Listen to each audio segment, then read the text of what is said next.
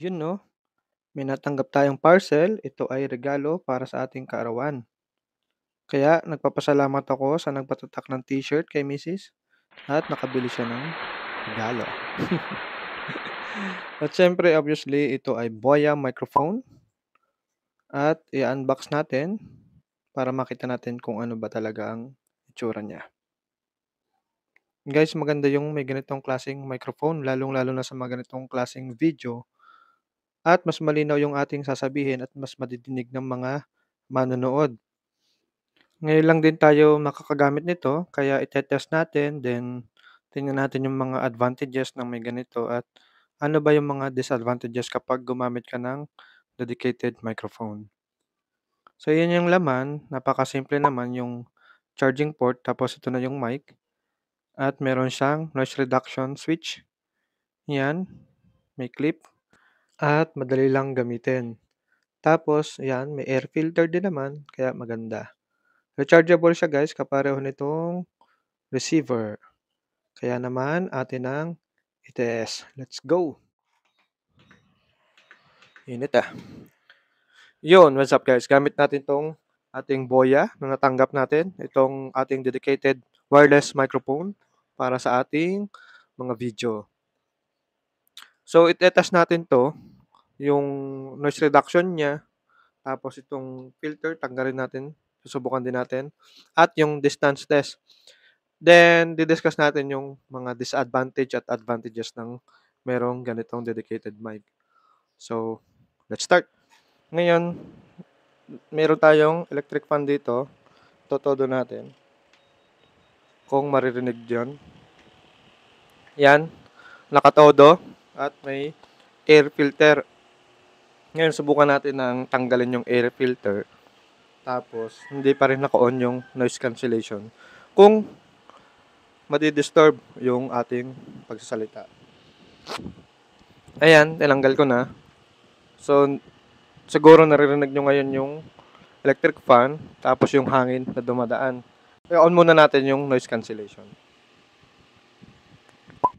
Ayan, noise reduction. Test, test. So, hindi ko sure kung naririnig yung electric fan. Pero sure ako naririnig yung hangin dahil nandito pa yung filter. Ngayon, ikabit natin. Hello, hello. Ayan. Klaro kaya? Mamaya, papakinggan natin. Ngayon, magpe-play tayo ng isa nating video ng naka-loudspeaker. Hindi tayo magsusot ng headset. Subukan natin yung mag-play tayo ng isa nating video. Ayan, yung intro natin dapat maririnig yan. Ayan, nag-play na tayo ng ating intro. Yan, ating introductions channel. So, dapat naririnig yan. Pero naka-on yung noise reduction natin. Kaya, ngayon, subukan muna nating patayin yung fan. Papatayin ko yung fan. Pinatay ko yung fan. Tapos, patayin natin yung noise reduction. Ayan, patay na yung noise reduction. So, hindi ko sure kung naririnig nyo tong video ko. Guys, linawin ko lang ha. Noise reduction siya, hindi siya noise cancellation na kagaya nung ganitong klaseng headset na ginagamit natin sa mga calls.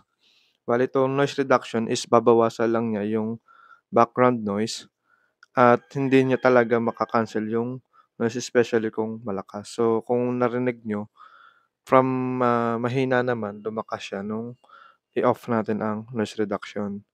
So, ulitin ko, hindi siya kagaya nung headset na pang meeting kasi ito totally, kahit maingay dito sa paligid, walang naririnig yung mga ka-meeting ko. So, noise reduction po. Yan. Yan nga pala yung intro natin sa ating channel, The Accountintero. Mag-subscribe kayo kung hindi pa kayo nakaka-subscribe ah. So, yan. Naririnig kaya? Test, test. Ayan. Ngayon, ulitin ulit natin ah. Play natin. Ayan, naka-play na. Tapos, i-on natin ang noise reduction ulit. Naka-on na ulit ang noise reduction. So, mamaya review natin kung may nagbago nga at kung may naririnig kayo na music. Yan. Ngayon, susubukan natin naman yung distance niya. Lalabas tayo at pakinggan nyo kung abot pa rin at kung may masasagap siyang ingay. Sige, labas tayo. Ito yung office ko nga pala. May mga paintings tayo dyan. Lalabas tayo at susubukan natin.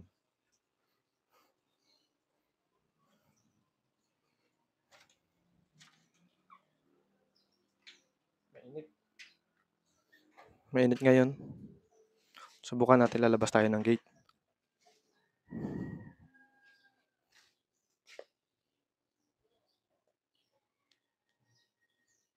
Ayan. Naglalakad na ako ngayon. Kakaway ako.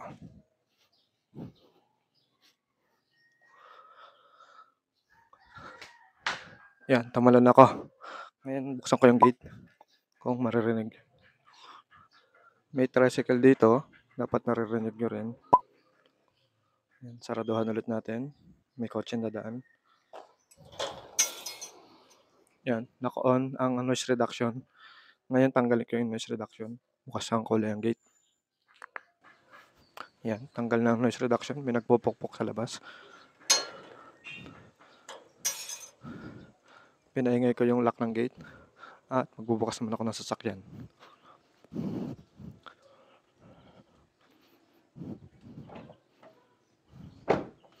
Yun, i-on ko yung noise reduction.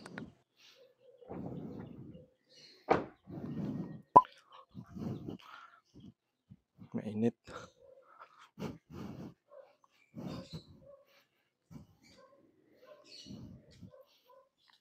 Yan, sinubukan na natin at ating i-review kung gumagana ba yung noise reduction at kung hindi ba na-disturb yung layo. Kung hindi tayo na-disconnect. Nakalagay kasi dito is 50 meters. Hindi na tayo lumabas ng gate. Hanggang doon na lang tayo sa gate. Hindi naman tayo magko-content ng malayo. Mainit guys, kaya hindi ko kaya ng walang electric fan. So yun. Sinubukan natin at tingnan natin kung okay pagdating ng ating video editing. Ngayon,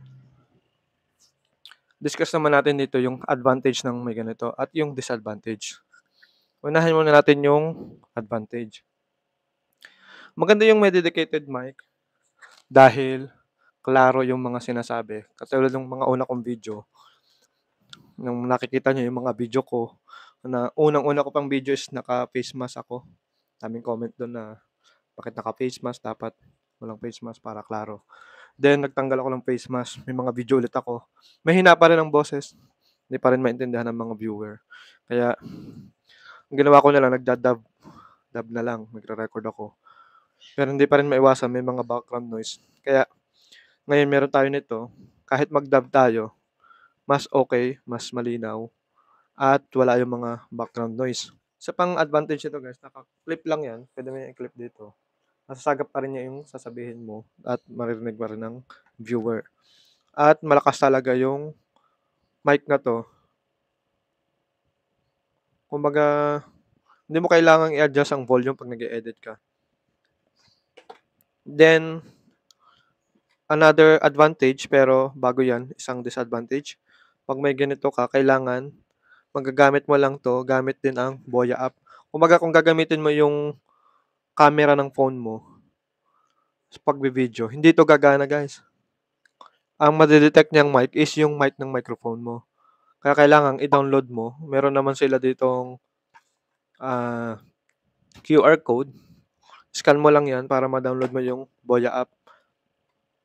Then, tulad ngayon, ginagamit ko na yung Boya app. At mas maganda siya guys. Mamaya, mag-video din tayo ng wala tayong gamit na ganito para makita nyo kung ganong pagkakaiba ng merong dedicated microphone compared dun sa mic ng cellphone or mic ng mga ganitong klaseng headset. Meron din naman akong noise cancellation headset, pero sa laptop ko lang siya nagagamit. So, kung nagre-record ako, nagda-dub ako, sa laptop pa ako magre-record. Then tsaka po ililipat sa cellphone. Advantage nito, hindi na ako kailangang magpalipat-lipat. Magre-record ako sa laptop, then ililipat ko sa cellphone. Hindi na kailangan ng gano'n. And one advantage na nakita ko at saka maganda, nag-e-edit kasi ako sa video editing app sa Android. Sinubukan ko mag-DAW gamit 'to, kasi nakalagay nga dito magagamit mo 'to gamit yung app na 'to, kasi may recording din yung app. So, nag-worried ako baka kailangan ko pa ring mag-record gamit yung app ta's ita-transfer ko pa dun sa aking video editing, yung ine-edit kong video. Sinubukan ko mag-record dun mismo sa video editing. Aba, maganda nag-register yung mic, malinaw at klaro yung mga sinasabi, walang background noise, nare-reduce niya. Ibig sabihin, magagamit ko pa rin yung recording niya doon sa mismo mga video editing app. Hindi ko kailangan gumamit ng ganito. At sinubukan ko rin guys doon sa recording app ni mismong cellphone. So, nag-record ako doon at gumana. So, sa makatuwid yung app na 'to is applicable sa video na rekta katulad nitong ginagawa natin. Pagka, recording, any app puwede siya. 'Yun ang kagandahan niya. So, wala naman akong ibang makitang disadvantage kundi dun lang sa pagvi-video. Kailangan kong i-open mismo yung app sa pagvi-video. Pero advantages maganda talaga. Meron nito guys ng dalawang mic. Mas maganda sana yung dalawang mic kaso siyempre ito yung regalo sa atin. Appreciated natin yung isang mic at bihira naman akong mag-video ng dalawa kasi hindi sila sumasama sa aking mga video. Kung dalawa man ang mic ko, siguro ikakabit ko yung isa sa mga tools o dun sa bini-video ko para marinig din yung tunog. Pero okey na rin 'to. Puwede naman nating i-off yung noise reduction para marinig yung ating mga paggagawa ng kung ano-ano. At iyan na, okey naman at maganda yung ating natanggap na regalo. Maraming salamat po sa inyong panonood. Siyempre sa aking may bahay na nagbigay ng mic para dito, very supportive. Thank you. Yun lang, maraming salamat at happy birthday sa akin. Ba-bye.